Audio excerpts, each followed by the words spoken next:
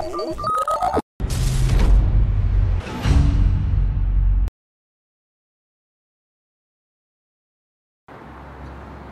it going, everybody? Soul and Shinola here, SOS. Just thought I'd take a few moments out and do a little video.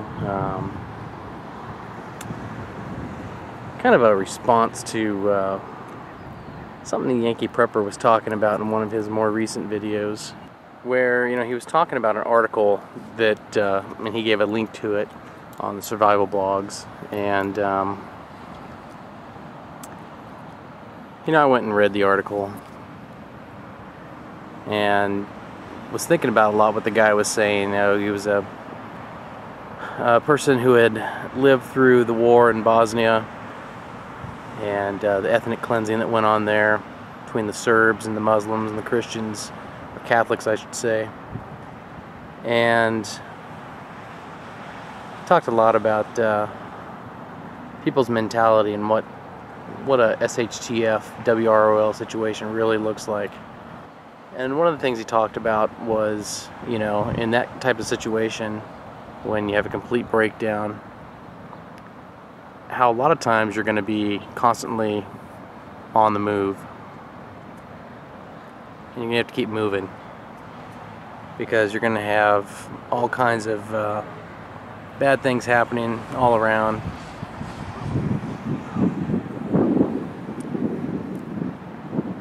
And you're going to have people that are just out to do no good, and take things from people who have, and a lot of that has to do with kind of what it's been talked about, mentality of bugging out or bugging in, and where are people going to go.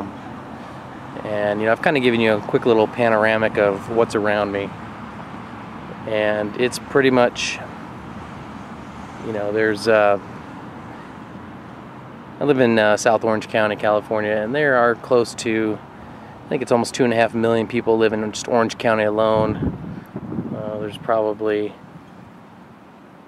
I think it's somewhere in the neighborhood of 6 or 7 million people in LA County, and there are many more around. I think in the total LA, Orange County, Riverside County area, it's up there. It's close to 15+ million. I covered that in another video a while back about how many people live around here. We've talked about bugging out, and look out there in the distance, you can see SoCal Prepper's house. There's really nowhere to go in this area. I mean, you head that way, that's kind of easterly direction.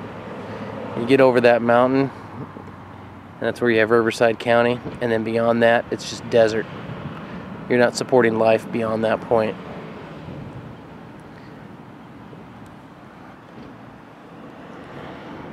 You go that way, you're heading south. You're heading right into the arms of Camp Pendleton, Marine Corps base. Very large base. You go south, you can't miss it. You will run into it. It goes from the ocean all the way inland.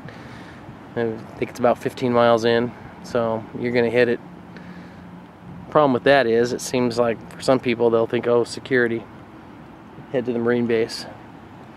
I guarantee you that's going to be a place, if you go to it, that's going to be a FEMA camp for sure. Which means you'll lose all your weapons, all your material possessions. They'll basically probably strip you of everything you've got, in the name of safety and security. Any food you have with you will go to the greater good. Weapons, you just can't have weapons, that's just dangerous. And, besides, they'll probably let you keep a few items of personal belongings. Everything else they'll probably, make you either ditch, or, they'll put it into a quote-unquote storage facility, at which point it may just get burned or who knows what. But that pretty much leaves north, which, you can't really see which way is north from here. That's more of a west, but north is out that way. But anyway, north is where I would have to try to get to. And that's where Northern California, where my family, aunts, uncles, cousins, grandparents, parents. That's where they all live, in a relative close vicinity to each other. And with the family ranch lands out where they are, quite a ways from any of the main highways, that would be a more secure location to go to. That would be ideal, but that's from my current location, you know, a good 425, 450 miles north, which means I'd have to cross through LA, which, you know, not to get too much into the fantasy land of Hollywood, but you know, if you've ever seen Battle LA or Escape from LA, you'd know that LA is not the place you'd want to try to get through in a WROL SHTF situation. It would basically be a killing field. The only way to get out would be to head that way early enough before things got real bad. But then how do you judge that? How do you know when it's early enough? You know, how fast will the government react in shutting down? There's only a couple highways that go out over the Angeles National Forest, the mountains there. So they would shut those down pretty quick. So getting back to what YankeePrepper was saying is, you know, you have to come together as a community. And I agree with him 100%. The only problem is I live in, you know, South Orange County, where coming together as a community just really isn't something that's going to happen. You know, we've done a good job of getting to know the neighbors around us where we live in our condo area, but the problem with South Orange County, and as well as probably any metropolitan area, with exception of some of the maybe some of the older cities in America, is that through the process of pushing, you know, multiculturalism and desegregation, not of race but of cultures, that it's just too much of a mix. And you know, the liberals and progressives will tell you that, oh, having a mix of cultures and races and people of different backgrounds and different ideologies is good. It's good if everything's functioning properly for the most part, but it's bad if there's a crisis situation, because it's just a boiling pot that's just going to overflow at some point. Staying put for several months at a time, I guess, could be possible if team up with some like-minded people around. Me and SoCal would band together. We have a couple other guys that we know that, you know, are into prepping. They're not on YouTube or anything, but they definitely have the mindset and the understanding of what is to come possibly. And we've all talked and definitely decided that, yeah, we would, alone you'll fall, and together, you know, you might have a chance, you know, to be able to pull security and everything else. So that leaves the question of, you know, well, what do you do? You know, how long could you stay here? I don't know. If there's a complete breakdown, is it dense enough that could you make yourself not a big target? Possibly. But all it takes is one person to find out where you're at, to think that you have something, and you just don't have the, you know, Yankee was talking about, you know, you got to be prepared to defend yourself well away from your house. That's just not that possible where we're at here, you know. There's just too many homes, too many buildings, no way of controlling who's approaching you from any one direction for too far, you know. So you're basically sitting in your home waiting for the Molotov cocktail to come. Because I've talked to guys who have said that, oh, they're just going to hold up and they'll kill anyone that comes near. Well, you can't watch all directions at once, and you're not going to see the guy that sneaks up and burns your house down. And you're not going to survive long inside a burning house. So that leaves getting out. You know, we've talked about it. You know, I've talked with SoCal and a couple other guys, and then if we see something really bad coming really quick, to just get out quick. You know, when that means just grabbing what you can get loaded up in the cars and getting out. You know, that means leaving behind some stuff, but you're not going to have a choice. Of course, that does leave the option of the ocean.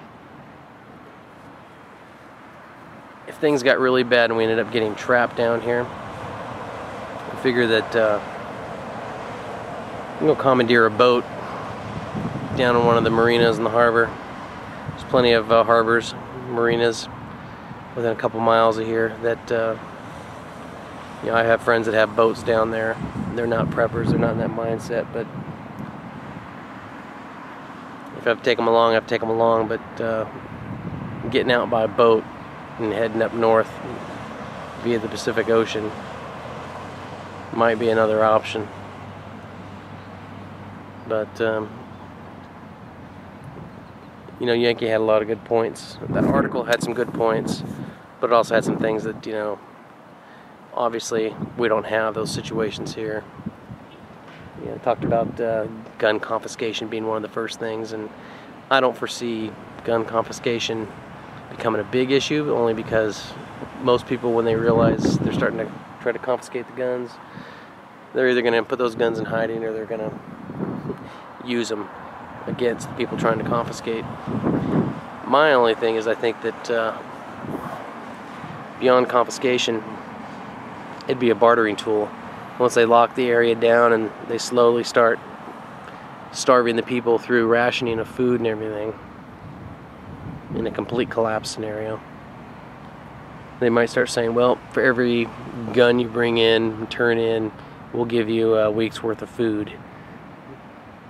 And I see that as an easy way that people will turn over their guns to try to live. Unfortunately, I think that's the way a lot of people would be.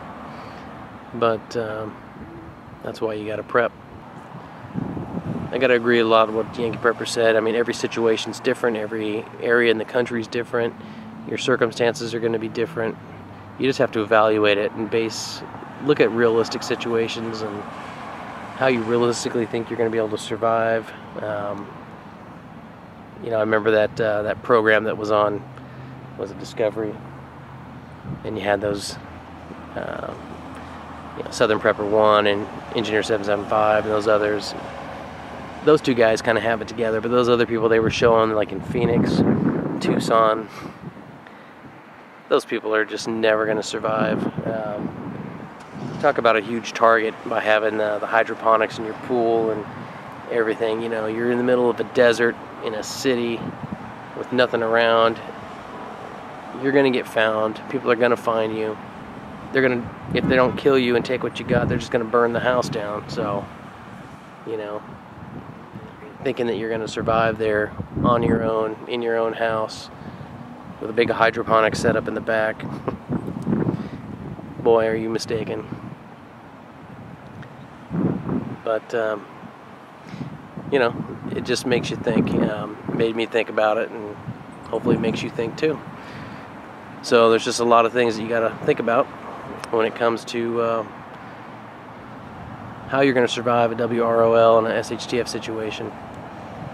You know, if you're going to stay, if you're going to go. If you're going to go, do you have plans already in place? Do you have a place set up, situation set up? You know how you're going to get there? It's all important. You know, you got to think about all the different steps along the way and what it's going to take. So, anyway, this is a ramble has gone on long enough, I think. So, we'll tell me what you think. Leave a comment. Give me a thumbs down if you don't like Yankee Prepper. That seems to be the popular thing to do. And we're gonna make a video response. Let you know, give me your thoughts and your ideas. All right. Talk to you guys later. SOS out.